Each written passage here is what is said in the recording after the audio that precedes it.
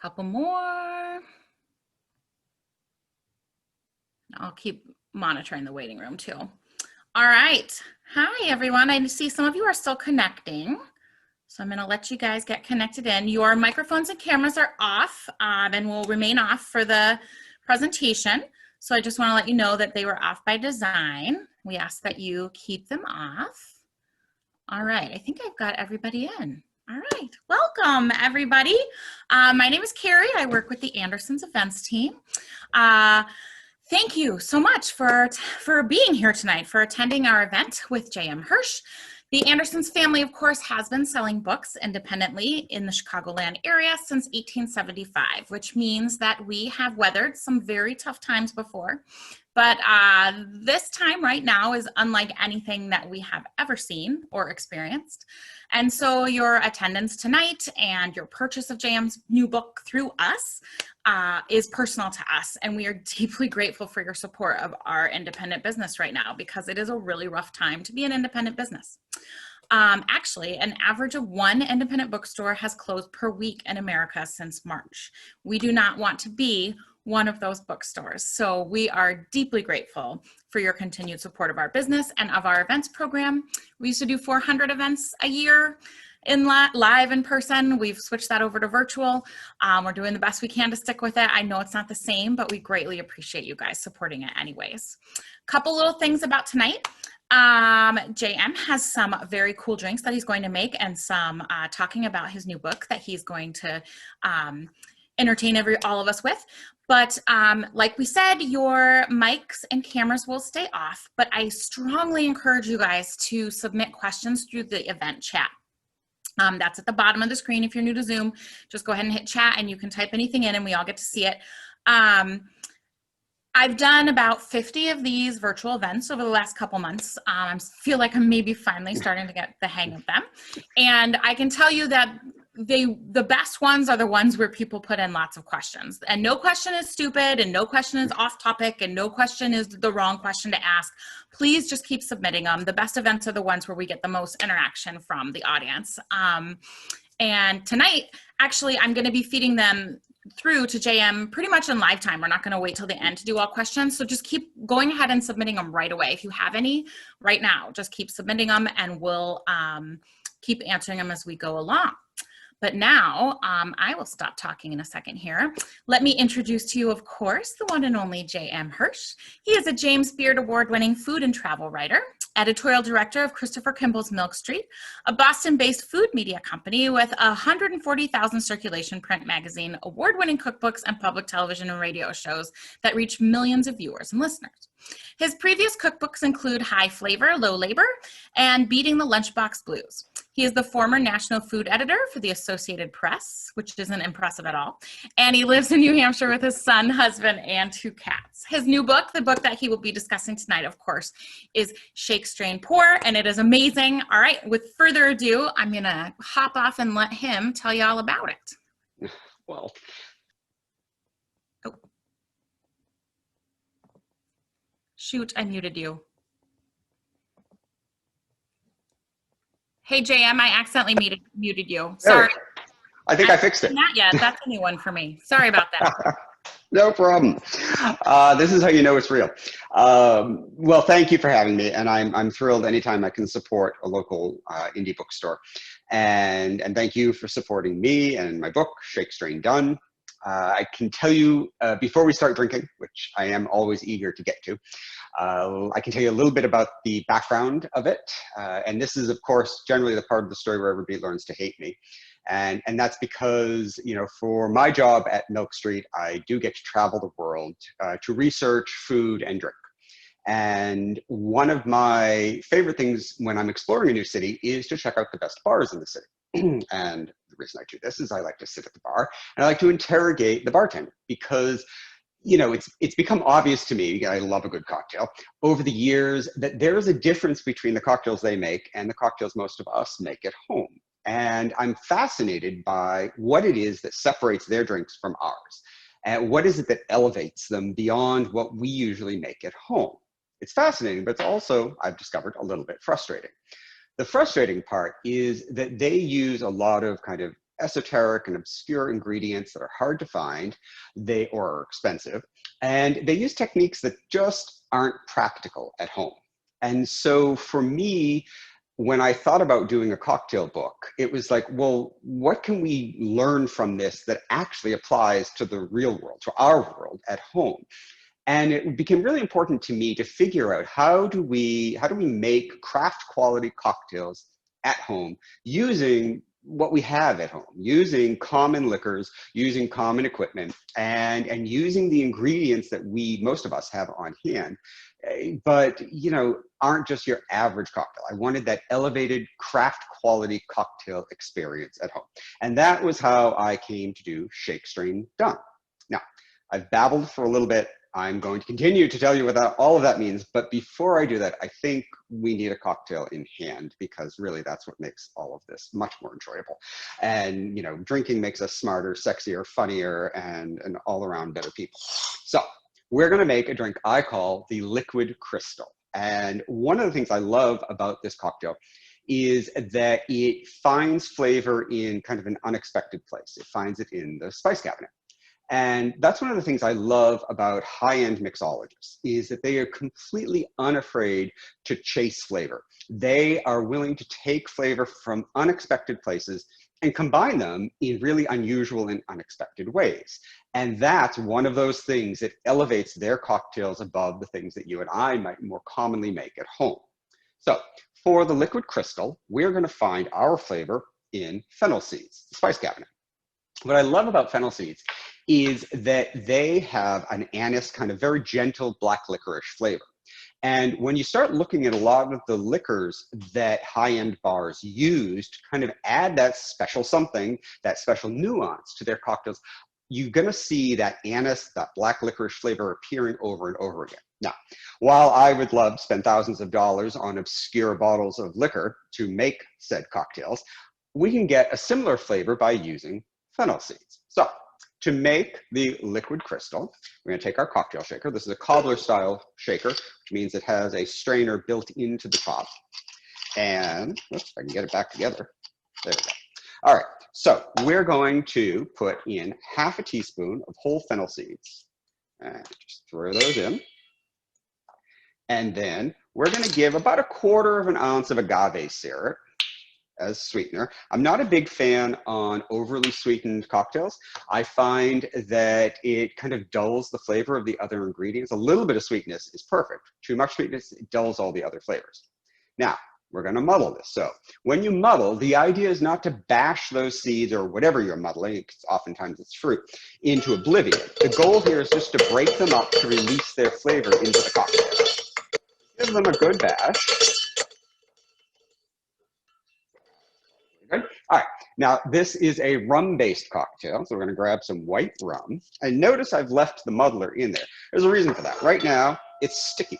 It's sticky with agave syrup and with fennel seeds. And I don't want to pull all that flavor out of the cocktail just yet. So let me take my jigger, and I'm going to put in 2 ounces of white rum. There we go. Actually, I'm going to put 2.5 ounces. I do like a strong cocktail. Okay. So we've got our white rum, and then we're going to throw in 1/2 ounce of ginger liqueur. And I love ginger liqueur. I love a lot of really high flavor liqueurs because they add not just sweetness, but they also add flavor. And ginger liqueur adds a nice bright peppery flavor to whatever you use it in. It's great with bourbon, by the way. Okay, now that we have some liquid in there, we can switch this around and clean it up, and all that flavor is back in our drink where it belongs. Now, this is ready to go. We're going to add some ice.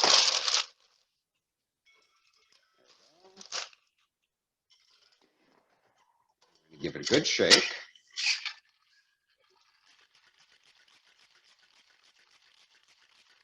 Usually 5, 6, 7 seconds is plenty. We're breaking up the ice, so we're leaving some ice crystals behind. We are dissolving the agave syrup into the rest of the ingredients, and we're getting all that kind of fennel seed goodness into everything we do. All right, now we'll open that up. And for this cocktail, we don't want those fennel seed bits in our finished cocktail, so we're going to double strain it with a mesh cocktail strainer. The strainer that's built into the cobbler style shaker, the holes are too large, so they let the seeds come out. So we don't want that. There we go. All right, now, what makes this drink extra special is that we finish it with a splash of sparkling wine. I am a big fan of these kind of single serve sparkling wines because, not because necessarily they have the best sparkling wine in them, they don't, but you wouldn't want to use the best sparkling wine in a cocktail anyway. But I like it because it's controlled amount. I don't have to open a huge bottle just to make a cocktail. So we're just going to finish it off with a hefty splash like that. And that's it. That is the liquid crystal. It's going to be a refreshing kind of herbally drink. It's really good. What I like about it is that, you know, white rum has kind of a sweetness to it. And the anise of the fennel, it's not overpowering. It's not a black licorice drink, but the anise flavor is just a hint in the background that kind of rounds out, smooths out the kind of overt sweetness of the rum. And the ginger adds these kind of bright peppery notes that kind of, again, bring balance to it. This is a lovely cocktail. I actually really love this one.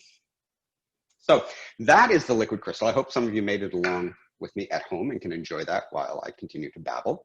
I can tell you a little bit about the thought process that went into the book because, you know, trying to capture that craft cocktail essence in a home bartender friendly package took a little bit of thinking. And what I realized is that the recipes in my book had to adhere to a few principles. The first was that I needed to work with a limited repertoire of liquors. You know, it's lovely to go to a high-end bar and be able to choose between 30 gins and 100 whiskeys as you craft the perfect cocktail. Most of us don't have that at home. And so I needed to kind of focus in on core liquors that are accessible, are common enough that people are comfortable using them, frankly, because that's actually an important barrier that we have to cross. One thing that frustrates me with a lot of cocktail books is they call for ingredients that most of us have never heard of. I want people to feel comfortable buying these bottles, comfortable that they're going to use them. So it's a limited repertoire of liquors. The second part is I wanted to use simple techniques, things that we can all do without any training, any experience, things that are easy to do at home. And I wanted to use common equipment. The good thing about this hobby, and we're going to call it a hobby, we're not going to call it a problem, it's a hobby. The good thing about it is that you can equip your home bar in terms of equipment for about 40 bucks online, and it doesn't cost that much. You can get everything you need to make any cocktail you want. Finally, and kind of the most important thing for me though, was the language.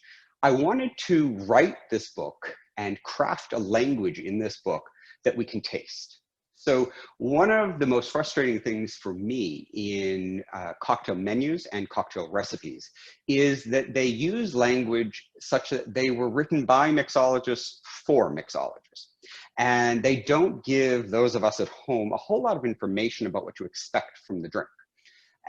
For example, if you saw a cocktail listed on a menu that called for creme de violette and Benedictine and burdock root bitters, what is that going to taste like? Most of us don't know. And that's the problem with a lot of these recipes and a lot of these menus, that it's indecipherable to most of us. And I wanted to use a language around cocktails that is intuitive, that we can taste. And the more I thought about this, I realized that there's a cluster of kind of taste characteristics that most cocktails can be described by. And I realized that they exist on a spectrum. So you start on the low end with refreshing and sweet and creamy, and then you progress to spicy and bitter and sour, and you progress further to strong and warm. And I realized that this is language that we can taste. And when you describe a cocktail as sweet, refreshing, and sour, you know what that cocktail is going to taste like. You don't have to guess. And so using this sort of language to describe each cocktail gives us this information so that we can evaluate whether it's a cocktail we want to try. Beyond that, it actually also gives us some information about how we can explore other cocktails. It helps us kind of go on a path to discover what we didn't know we like. Because if we like a drink that is, let's say, refreshing, sweet, and sour, well, we might also like a drink that's refreshing, sweet, and a little bit bitter. And so for me, this language was really important, that we be able to explore cocktails in a meaningful way that we could taste without actually tasting anything. Because I think one thing that really disappoints people is when they make something, not really sure what it's going to taste like. They taste it and they don't like it. This way, you at least have, you know, a chance of knowing what to expect from it. So that's kind of the thinking that went into this book. All right. We have a couple questions. They're sort Great. of related in a way. First of all, you mentioned, and I did get a sneak peek at the book, and this is so true, you were really conscious to use a limited number of liquors, like across the recipes, which is great for those of us who are buying these liquors at home. So I guess my question for you would be, of all the liquors that are out there, how did you, I mean, there are just thousands. How did you choose the liquors that you chose for this book? And how did you decide that you could make lots of things from this base group? Yeah, so you know, it was really important. I kind of divided into two tiers. The first tier is your kind of primary liquors, the things that we would expect that you would need to make basic cocktails, things like vodka and tequila, white rum, your whiskeys, your brandy, things like that. Those are your core liquors that if you're going to make, you know, a wide swath of cocktails, you're going to need those core liquors. Those are kind of very easy to choose. Beyond that, though, is kind of that second tier. And these are kind of what I call the ones that really have to earn their place at the bar. And those mostly are liqueurs, and they offer a sweetness, but they also offer a distinctive flavor. Now, it was really important to me that any liquor that I added at that point offer something distinct, something unique that you're not going to find elsewhere, something that you can do a lot with. So, for example, the ginger liqueur, I love that. It plays well with rum, it plays well with tequila, it plays well with whiskey, and it has a very distinctive, wonderful, peppery brightness to it that you don't get in other liqueurs.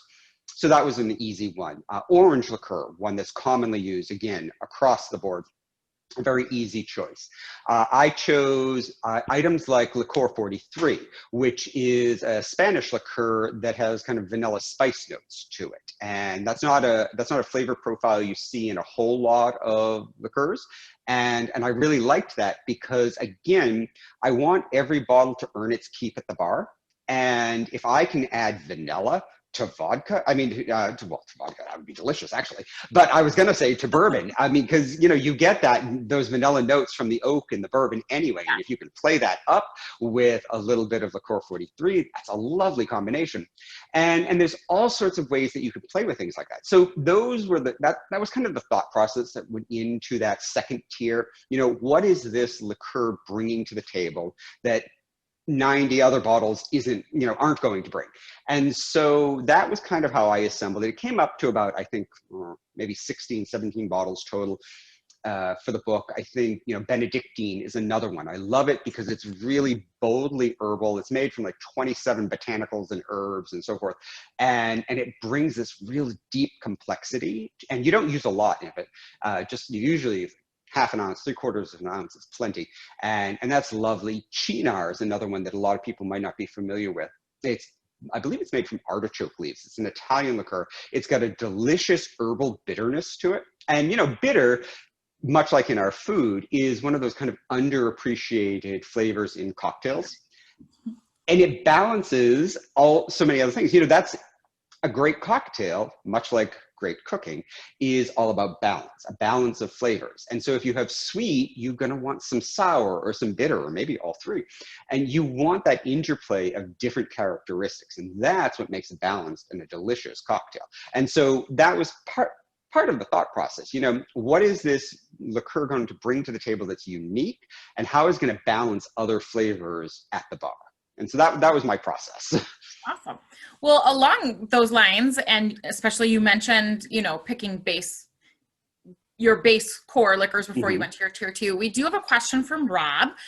Thanks, Rob. And he asked, and this is a great question, what are the base liquors that I should have in my bar for us non-chemical scientist types? Okay, so they're all the ones you would expect, you know, nothing unexpected. I like to keep bourbon and rye. I like to keep vodka. I like to keep white rum. I like to keep tequila. I like to keep gin. London Dry is your best bet for mixing. I like to keep cognac or a brandy. Brandy is the kind of big umbrella under which you have cognac and pisco, for example. I usually use cognac for most things under the brandy category, except for pisco. Pisco is kind of a distinctive type style of brandy. Let me see, what have I missed? You got I'm not a big Scotch drinker, but a lot of people are, and that is a big category for a lot of people. I think those are the core liquors. I think those are the ones that I have on my shelf. I said vodka, right? You have to have vodka. You can build so many cocktails out of vodka. And so those are the ones that I have decided are my core liquors. All right, great. All right. Oh, and by the way, I should add that for mixing, for those core liquors in particular, stay middle shelf. Don't go top shelf. And because a lot of the nuance that you're paying for on the top shelf, you're going to lose in a cocktail. And once you take a top shelf bourbon and you mix it with a liqueur and some sweetener and some whatever else is in the cocktail, you're losing the nuance that you're paying for. And I mean, I love a great top shelf bourbon, but I'm going to sip it neat or just with a little bit of ice. I don't tend to use it in a cocktail. And the same is true for most of those core liquors. I'm even willing to explore some lower shelf liquors. There are some great lower shelf bourbons in particular and vodkas that are great for mixing in cocktails. I mean, you don't have to blow the bank to mix a good cocktail. Oh, that's actually a really great tip. Thanks. And now I won't feel cheap when I do it. So kind of along those lines then, because that was actually a really great tip, like what are some other tricks or techniques or that your recipes use to kind of help elevate the home cocktail? So there's, part of the research for this book was identifying the tips, tricks, and techniques that they use at high-end bars that do apply, that are approachable at home. Because a lot of what they do isn't.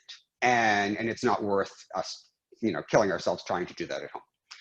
One of them that I absolutely love is what I call speed infusion. So when you go to a really high-end bar, you will find that the mixologists have been infusing liquors for days, weeks, or months. And what this basically means is they take one of those core liquors, often vodka or a whiskey, and they take a flavorful ingredient, say something like lemongrass or cinnamon sticks or fruit, and they steep that ingredient in the liquor. And depending on how long they let it steep is depending on how flavorful the liquor is. Then they strain out the solids, they get rid of the solids, the ingredient itself, and what's left behind is a flavored liquor. They then use that flavored liquor to make a cocktail. Well, it's lovely, but most of us don't plan our cocktails a month in advance or even days in advance. And so I discovered that you can do what I call a speed infusion very quickly using your blender. If you take your core liquor, say vodka, and you put your flavorful ingredients, say ginger, fresh ginger, or fresh lemongrass, and you pulse the blender for a few seconds and then let it steep. You're not trying to puree it, you're just trying to chop it up a little bit. You let it steep for about a minute or two at most, and then you strain out the solids, you throw those away. You now have an incredibly flavorful infused liquor, and it happens in minutes, not days, weeks, or months. And then you can use, so I do that actually with a lemongrass martini. I infuse vodka with lemongrass, and then I use it with some dry vermouth to make a martini. It's delicious. Lemongrass has this lovely, very light, ethereal, citrusy flavor to it that's not acidic. It's wonderful. And it makes a gorgeous martini. And this is one of those tricks that, I mean, if you have a blender, you can do this in 2 minutes, and it changes your cocktail in ways that you really don't expect. So that's an excellent one. Another one that I absolutely love is salt. Actually, this is one of my favorite tips that I borrowed from the high-end mixologist. So when you go to a high-end bar, it's not uncommon to see the bartender use a dropper full of saline solution, and they add a few drops of this solution to the cocktail as they're making it. Now, the reason for this is the same as when you're salting your food. Unsalted food tastes flat. That's why we salt it. So because the salt kind of elevates, rounds out, highlights all the other flavors, even without tasting salty itself. And so it's the same in cocktails. You add a little bit of salt to a cocktail, it's not going to make it salty or briny. It's just going to highlight all the other flavors, lift them up a little bit, make them a little bit brighter, easier to appreciate. And so you can make a saline solution, and it does give you a little bit more control. But I found that for home bartending, a couple granules of kosher salt thrown into the stirring glass or into the shaker is fine. And it makes such a difference in the finished cocktail. It really is kind of breathtaking that more people don't do it, or that we don't think of it. But we don't tend to think of salt in cocktails, or when we do it the wrong way. We think of it as the rim of a lousy margarita. And actually, that's the worst possible way to use salt in a cocktail. As soon as your lips and your tongue touch that rim, the rim of that glass, you're blowing out your taste buds, and all you're going to taste is salt. And that's not the reason to have a cocktail. The reason to have a cocktail is to appreciate the nuance and all the flavors that are going on in the glass. Well, you've just prevented yourself from doing that if you have a salt rim on the glass. But if you put just the tiniest bit of salt in the margarita and you shake that up, now all those flavors, that lime, that tequila, the smoke and the sweet and fruit of the tequila, that's all going to come alive, and you're going to have such a better cocktail, and you're going to actually be able to appreciate it. So, and this is, I mean, everybody has salt at home.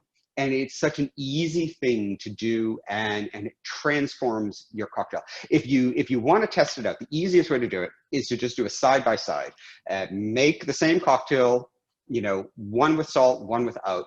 Taste them side by side, and you're going to be blown away, because again, it's not going to taste salty. It's going to taste alive. It's going to taste so much more vibrant. And so I am a huge believer in salt in my cocktails. Not every cocktail needs it, but many cocktails benefit from it.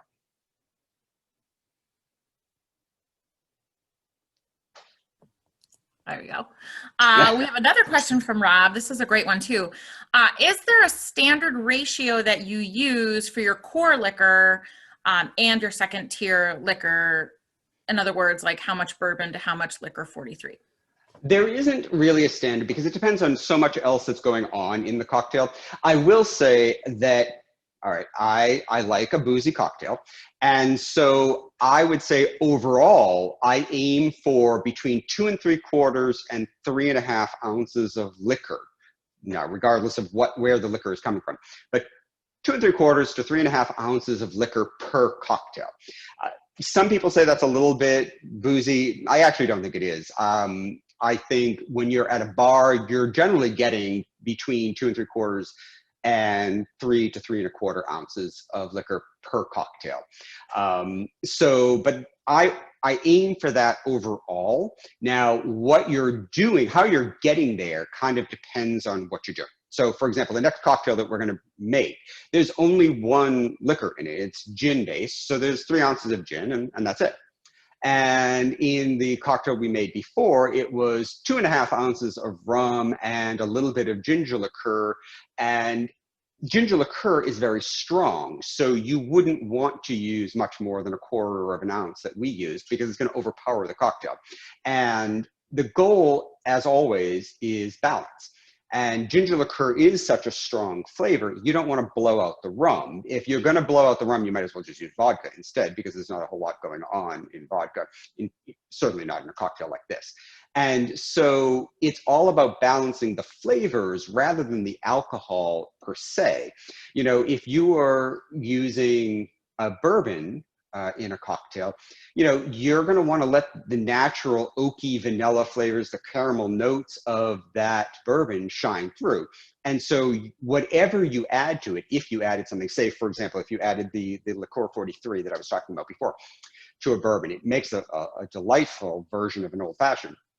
If you wanted to do that, I would go very light on the liqueur 43, because again, you don't want to blow out the nuances of the bourbon. You just want to accent them and highlight them. But on the other hand, if you were doing a vodka cocktail and you were mixing it with, say, the same liquor 43, and you wanted to play up those vanilla notes, I would go higher on the vanilla on the liqueur 43 in that one, because the vodka is not really bringing a whole lot to the table in terms of taste, and you're not losing anything by kind of piling on the vanilla notes. And so it really all depends on what you're going for. I tend to think of it on two levels. One is the total alcohol content for the cocktail, which, like I say, I average about 3 ounces to a cocktail.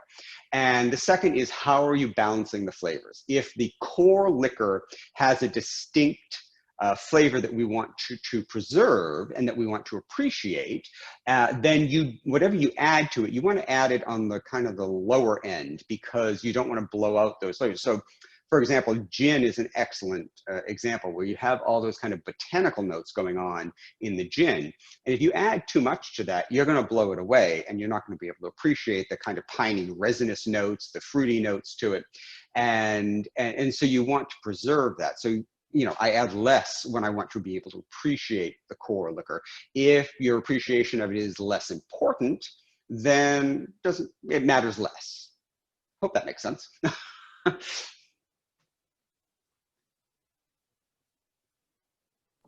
Yes, that does make sense. Thank you. Good.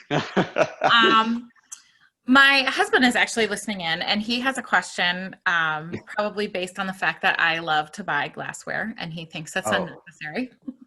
Yeah.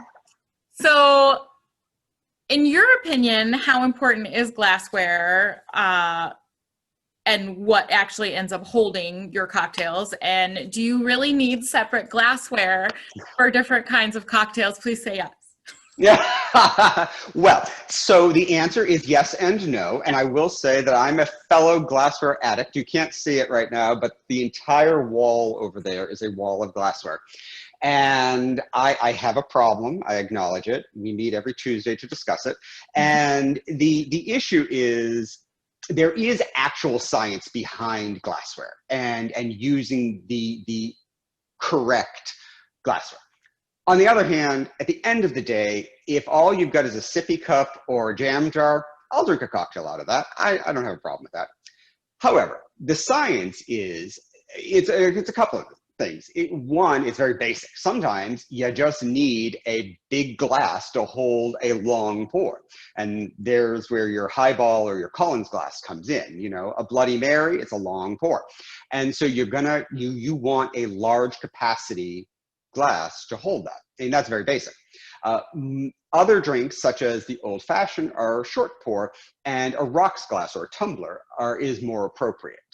And anything with a lot of ice in it, you want either a Collins glass or a tumbler, not because there's any special properties to it, but frankly, it's just easier to hold, and you're not going to spill your ice all over the place. That said, so this is a coupe. And this is a very important glass to have. And this is one of those areas where, again, the science backs up using the right glass for the right type of cocktail. So the coupe glass is the original glassware used for drinking sparkling wine, not the flutes that we are more familiar with these days. Flutes actually are a very bad way to drink sparkling wine.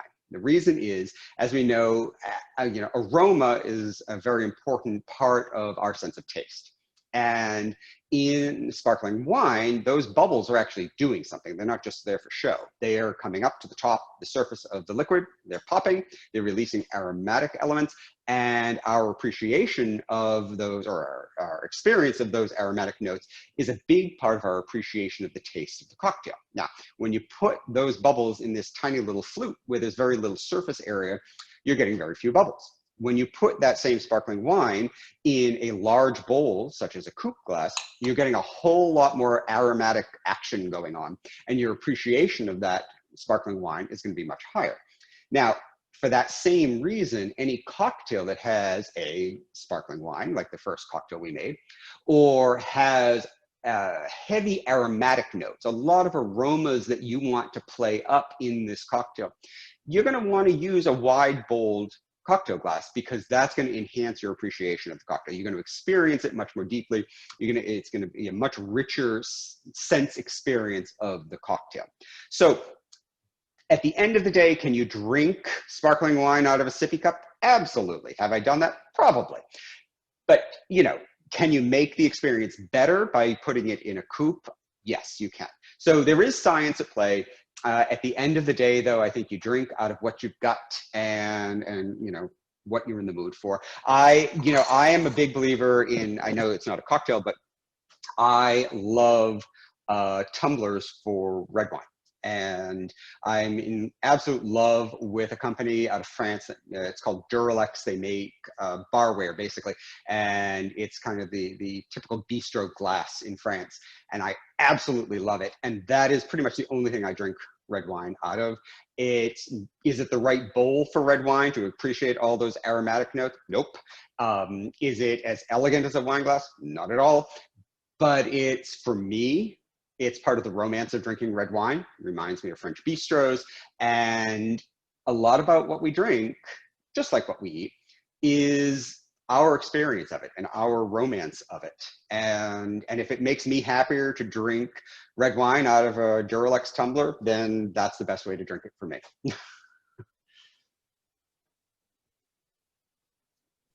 Great.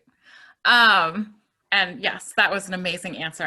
I feel validated right now. Very validated. Thank you. I am always here to encourage the, you know, frivolous consumption of glassware. So I had to actually create a rule for myself that, that if I bring more glassware into the house, I have to purge some old glassware, and because it was getting to be a problem, and a good problem. But all right, so I'm going to make us another cocktail. And this is a cocktail that I love because of its simplicity. And it's one of those cocktails that becomes so much more than the sum of its parts would suggest. It's called the Cinnamon Toast. It's got 4 ingredients, and it tastes exactly like its name, which you would not expect based on the ingredients.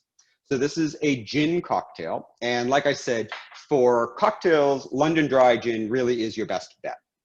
And so I'm going to put 3 ounces of gin.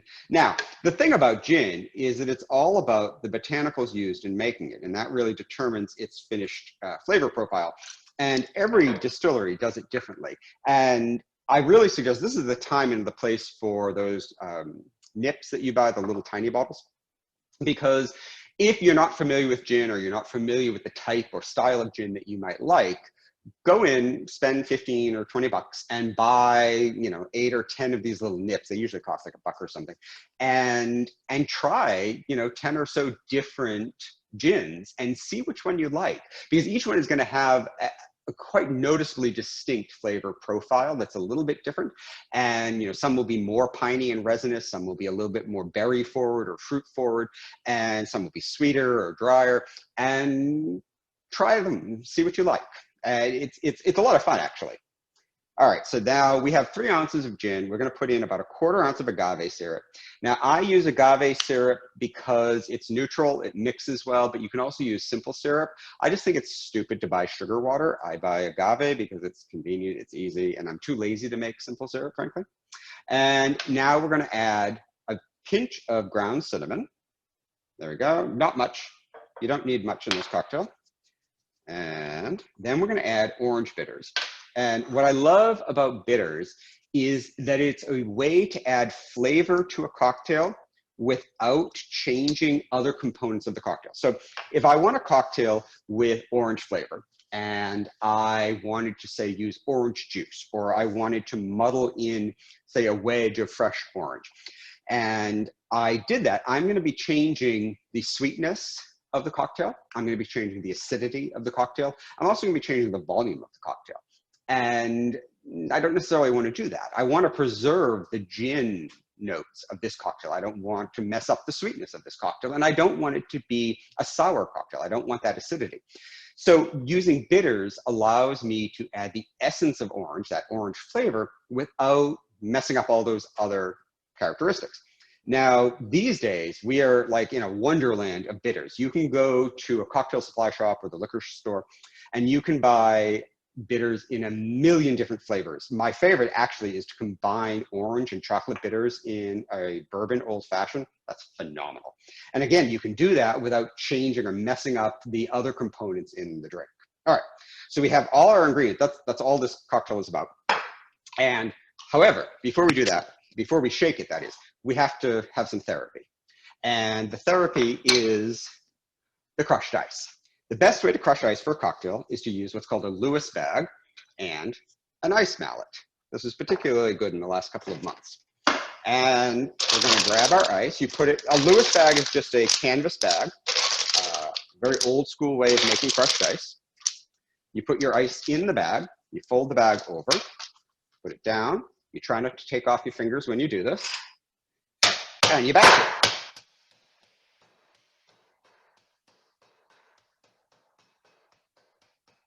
It always amazes me that by this time in the evening, I've already been sipping on a cocktail. I don't take off one of my fingers when I do it, but I have not yet hit my finger. So we're doing this in a cocktail glass, but you could also do this in a coupe. And we're gonna add about half the glass of crushed ice. There we go. Crushed ice plays a really important role in cocktails. You know, there are many ways that you can change the texture of a cocktail, and texture is not something we often talk about in cocktails. It's, again, one of those things that elevates the craft style cocktail from what we might make at home, because these mixologists think about texture in cocktail. And texture can be as simple as adding, say, a cream or a milk to a cocktail. It can be as simple as adding crushed ice. It can be as simple as putting absolutely no ice at all. But texture is important. And you know, even just shaking a cocktail in a cobbler style shaker like this changes its texture, because when you do this, you're actually breaking up the ice. And when you strain it in, because the holes in the cobbler style shaker in its strainer are large, you're getting ice crystals in your drink, even when you don't, put it on crushed ice. So you're getting a texture to the finished cocktail. And so texture is one of those kind of underappreciated or overlooked aspects of great cocktails. So we're just going to give this a shake.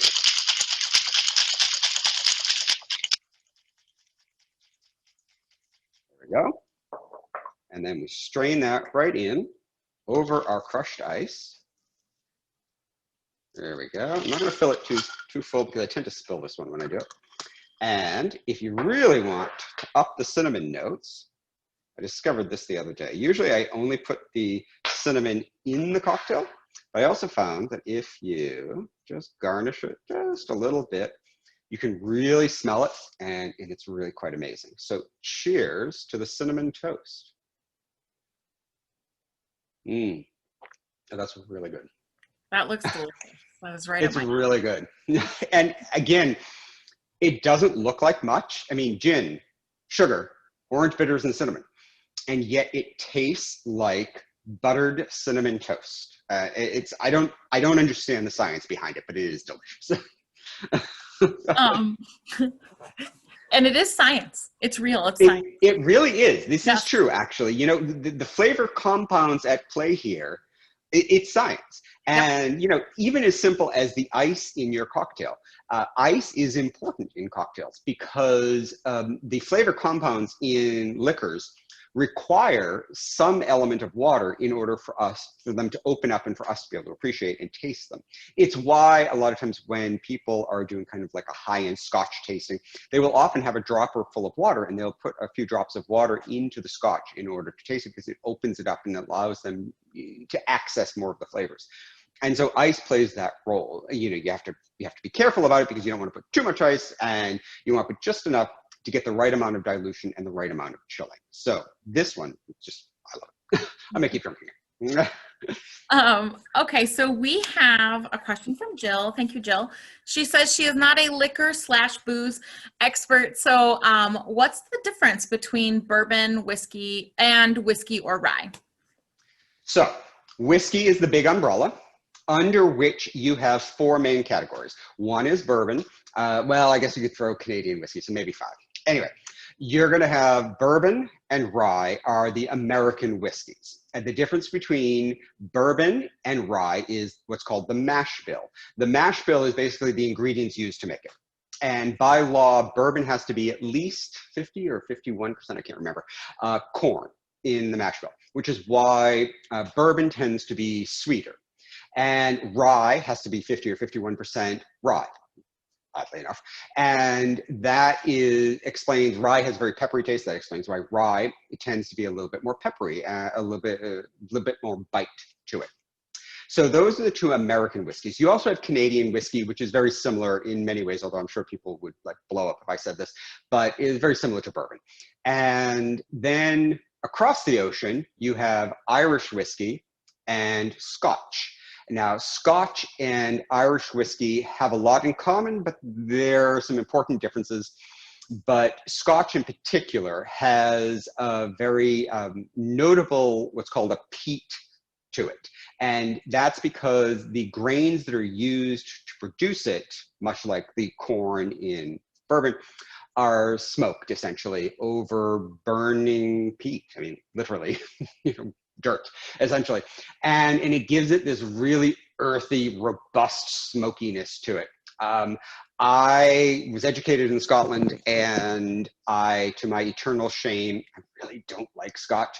I love smoked food, but for reasons that I can't quite wrap my brain around, I'm just not a Scotch guy.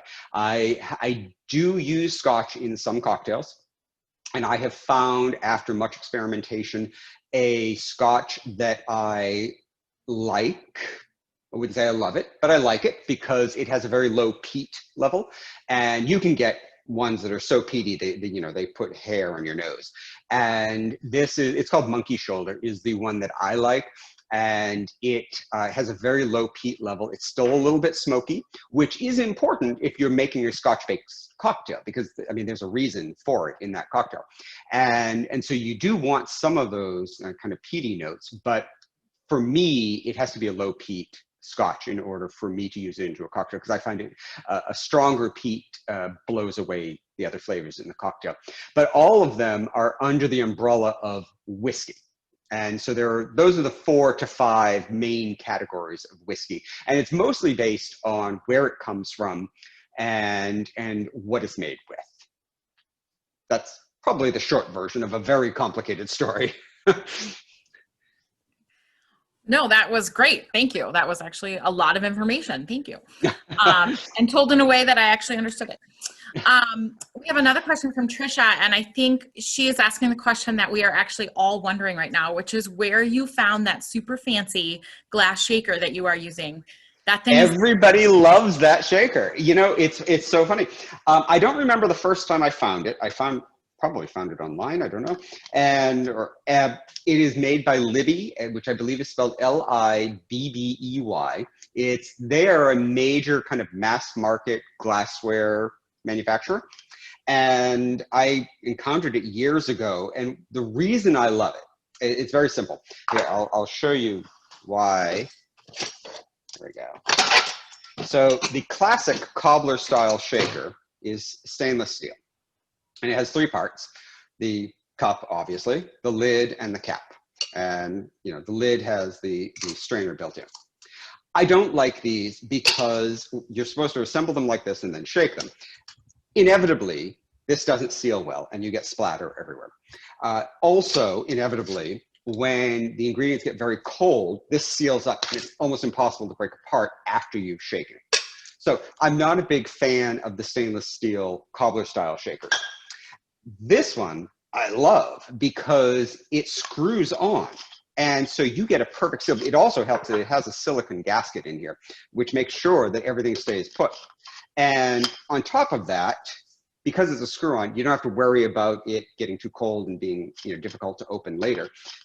But also the cap slides right off, but it also seals nice and tight. I love it. I think it costs about, I want to say $25 online. And I have like 3 or 4 of them. I can't get enough of these. There's also, this one. I just Googled it and I found it for about $16 at a couple. Oh, even better. There we go. LIBBY glass shaker. Yeah. Yeah, I love it. It's a great one. The other one I have here is this is called this is made by Elevated Craft, and this is a stainless steel version essentially because it works on the same principles as the glass one. This one's a bit more expensive, but it has again the silicon gasket and it screws on. It has a screw on top. It's very nice. I love this one. It has a larger capacity than the glass one, but I mean for most cocktail shaking, this is fine, and I really love this a lot. All right. Hold on, let me turn this back on. Okay. I'm just giving everybody else a warning that we're getting towards the end. So if you have any more questions, we've got about 10 minutes left. So go ahead and send them through. Oh, and I better make the other cocktail then, too. Oh yeah. So I'll let Please you ask. We'll ask questions while I make a cocktail, but all right. I don't want to leave you hanging without your third cocktail. Yes, definitely. While you're making that, let me think. Okay. I'm sure you get asked this all the time, but do you have a favorite cocktail? I'm sure it's like picking a favorite book would be for me, but do you have one? I do actually. So I am an old-fashioned drinker, and that is my go-to cocktail. Then I was in London last December, and I was at the American bar at the Savoy Hotel, which isn't far from Trafalgar Square. And I was talking to the bartender, and I said, you know, I'm an old-fashioned drinker. Impress me. And he made me a drink that dates back to, I think it's the 1930s in New Orleans. It's called the Vouqueret. And this cocktail straddles this delicious line between an old fashioned and a Manhattan. You know, a Manhattan is essentially an old fashioned, but with some sweet vermouth added in. And so the Vouqueret takes that equation and it built with rye and sweet vermouth and cognac and a little bit of Benedictine, that's a tongue twister, and some bitters. And it's warm, it's comforting, it's boozy as heck. I mean, it's almost 4 ounces. So it's, you know, I do like a boozy cocktail, like I keep saying. But it is, it is a lovely, warm and soothing and boozy cocktail. That is my go-to. I drink an embarrassing number of those. There's no judgment here tonight. That is yeah. It really is a wonderful cocktail. And that is, between that and the old fashioned, those are kind of my go-tos. I'm a brown liquor guy. I love gin, I love tequila, I love all the liquors. But, you know, when it comes to the end of the day and I want a cocktail, I generally gravitate to brown. And it'll usually be either a Vouqueret or if I'm feeling lazy, because it's a little bit easier, is an old fashioned. But right now, I'm going to make what I call an apple cream pie. Now, you can make this cocktail either with vodka or with bourbon. But since I've already made 2 clear liquor cocktails, I'm going to do it with bourbon. Plus, like I just said, I'm a bourbon guy. And so in my shaker, I've got 2 ounces of bourbon. And to that, I am going to add 1.5 ounces of fresh apple cider. And bourbon, by the way, loves apple cider. So if you're looking for a Thanksgiving cocktail, you can do a lot worse than just stirring some bourbon and some fresh apple cider. And if you have some cocktail bitters, some orange bitters are lovely, throw those in. If you don't worry about it. Angostura bitters are fine too. And throw a little bit of ice in that. Perfect cocktail for Thanksgiving. It gets along very well with the turkey. All right, then to that, I'm gonna add a 1/2 ounce of Liqueur 43 to give it some of those vanilla notes. There we go. Now, the ingredient that's gonna blow everybody's mind and always wigs people out, but makes all the difference, we were talking about texture before, egg whites. Now, people tend to think, well, one, the egg white's going to be slimy. They're not, don't worry about it. They're going to be creamy, they're going to be frothy, they're going to be foamy. It's going to give an amazing texture and viscosity to the cocktail, but it will not be a slimy texture, I promise you that. The second part is, of course, more understandable, which is food poisoning. You know, am I going to get sick? Is it safe to eat raw eggs? You know, generally, no. But in this case, I use carton egg whites because they are pasteurized and they are safe to consume raw. The other part about this is that I find that the carton egg whites mix so much better than a freshly cracked egg white. And frankly, this is easier to measure too. So much easier all around. So I'm going to use 1/2 ounce of egg white. put that in, and that's going to give us this creamy, foamy, frothy texture. It's delicious. I'm going to put in 6 to 10 granules of kosher salt, and then I'm going to add my ice. Again, you know, an egg white, changing the texture of your finished cocktail, it's again one of those things that elevates the cocktails that you and I might make at home, and it's the difference between ours and what you might get at a high-end bar, and it really does make a difference, and it's so easy. I mean, we all have eggs. Now, you do give an egg white cocktail a little bit more of a shake, and you always want, when you use egg whites, you always want something slightly acidic in the cocktail. The classic cocktail that uses egg whites is the pisco sour, which uses a lot of lemon or lime juice. And in this case, the acidity is coming from the apple cider. The acidity is important because it helps emulsify the egg whites, and that's what's going to give you your creamy, frothy cocktail. And like I said, you can do this with either bourbon or vodka. I love bourbon and how it plays with apple cider, but if you're not a bourbon drinker, you can certainly do this with vodka, and it gives you kind of more of an apple pie flavor. So as you can see, you've got a nice creamy top on that. Cheers.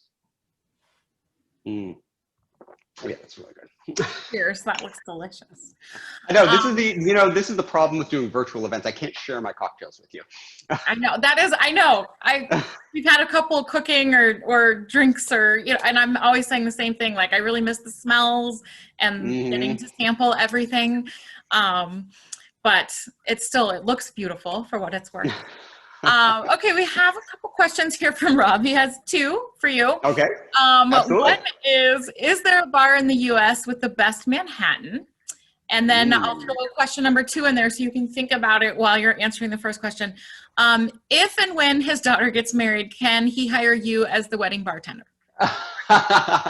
Well, I would say that I'm going to answer the second one first. I'm going to say it all is going to come down to the state of the pandemic. I don't know that anybody wants to be gathering anytime soon. As for the first question, I would. So I'm gonna throw out a confession here that my travels tend to take me mostly overseas for Milk Street, and so my knowledge of U.S. bars is honestly somewhat limited. I can tell you the best bars in London. I can tell you the best bars in Singapore and Hong Kong, because these are the places I travel for my job. I almost never travel in the US. And so I did, however, when I was the food editor for the Associated Press, I spent a great deal of time in New York City, which is, of course, a wonderful destination. Rob said he'll also take your London suggestion, by the way. Oh, okay. All right. Well, let me start with New York. In New York, Dead Rabbit is amazing. But my personal favorite for a whiskey cocktail, any whiskey cocktail, is going to be the Flatiron Room. And it's on, oh gosh, it's been a few years now. I want to say it's like 26th and 6th or somewhere around there. And they have, I want to say, they have a binder of whiskeys. And it was, I want to say they have 150, 200 different whiskeys to choose from. It's possibly more. It's amazing. I used to go there all the time. They make an amazing Manhattan. They make an amazing old fashioned. I actually got a little tipsy one night there. Do you remember the band named Hanson, you know, Mbop? I was drinking with them one night for a story for the Associated Press, and we killed a bottle of Jefferson Rye. I know. They're not little boys anymore. And so that just really impressed me, just so you know. And so that is by far my favorite bar in New York. It's warm, it's dark, it's cozy, it's whiskey all around. If you want more of a bar experience in New York, certainly PDT, which is short for Please Don't Tell, you have to enter through. It's one of the original speakeasies before they became trendy. And you have to enter through a telephone booth in a hot dog stand next door or something like that. A lovely place. They do great, amazing cocktails, actually. But in London, okay, well, obviously the American bar at the Savoy blew me away. I really was not expecting to enjoy it. And because I thought it was too close to Trafalgar Square, I thought it was gonna be a little bit touristy. Actually, it was an amazing experience. However, my advice, do not let them sit you in the bar room. make them sit you at the bar. It's a tiny bar, make them seat you there. Otherwise, wait your turn until you can get a seat at the bar. Where else did I go? Swift Bar in London was amazing. And they just did so many amazing cocktails. I will say the bar scene in London on the whole blew me away. I was there in December, and I follow somewhat religiously the top 50 bars in the world. They release this list every year. And Connaught Bar is very good in London as well. My husband and I were there for our kind of anniversary or honeymoon, and we made a point over a period of 3 days to visit all 12 of the bars in London that were in the top 50 in the world. It was a lot of work. It was a slog. We put our minds to it. We made it. We did it. We owned it. And it was a very nice experience. I highly recommend actually that list. I have almost never been disappointed with a bar on that list. And I forget who it is that releases it, but you can Google it very easily. I think it's sponsored by San Pellegrino, because it's the same people who put out the top restaurants in the world and the top bars in the world. And there are some just amazing bars. What's the name of the place that was in the basement that we went to? Friends or Neighbors or something. Friends and Company or Neighbors. Anyway, there are just so many good ones. Anyway, I highly recommend London as a drinking town. There are, of course, wonderful pubs, and I love the pub scene. Again, having been educated in the UK, I love British pubs. But today, London has so much going on in terms of high-end bars. London does, and Singapore does as well. I have been shocked by the number of really great bars on the upper end of the list from Singapore. And Singapore has great food as well, but they have some amazing bars. The Elephant Room in Singapore, if you happen to find yourself there, is very good. And Smoke and Mirrors in Singapore, which is on top, it's on the rooftop of the National Gallery of Singapore. And they make amazing cocktails. You know, the Singapore Sling actually was created in Singapore. And it's generally a horrible cocktail. And it's sweet and fruity and kind of gross. But the Smoke and Mirrors, which again is this rooftop bar that overlooks all of Singapore on top of the National Gallery, they do a version of the Singapore Sling that is elevated and is sophisticated and nuanced and just amazing. I have a version of it in my book, actually. It's an amazing cocktail. I could talk for a long time about the bars around the world. You're a great person to know then.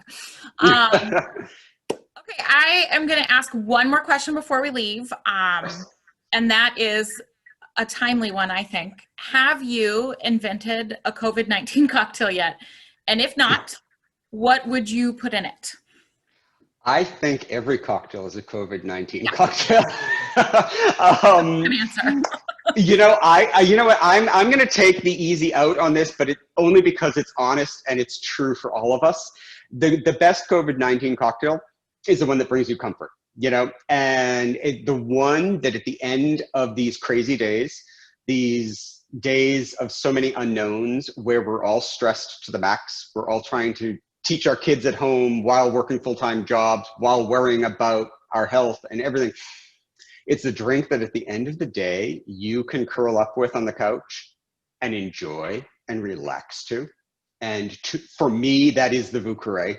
And I absolutely adore that. And it brings me comfort, not just because it's a boozy cocktail, which is a help, but because it brings me back to a time in my life when I was traveling the world. Obviously, I haven't traveled in quite some time. And it brings me back to memories that I really enjoy and cherish. And I think that if you can find that cocktail for yourself that brings you back to that space in your life, that is your COVID-19 cocktail. Perfect answer. All right. Well, I think that is actually going to do it for us tonight. For those of you that have already ordered books, I put the link to the book several times in the chat, so you guys can click through if you want extra copies. I can't push enough that signed copies make great gifts. Anderson's has an extensive collection of autographed books, actually, and they never cost more at Anderson's. You can see them right on the front page of our website. We have a list. But anyone who orders tonight will, of course, get a signed book from Mr. Hirsch himself. And like I said, they make great gifts, so maybe order more than one. Stay safe out there, everybody. Please, we're going to get through this. We're all going to get through it together, and with the help of some very nice cocktails as well. So thank you. Thank you to JM for being here. Thank you to all of you for being here. And have a great night. And goodness gracious, stay safe and healthy out there. Thank you so much for having me. Cheers. Of course, anytime. Good night, everybody.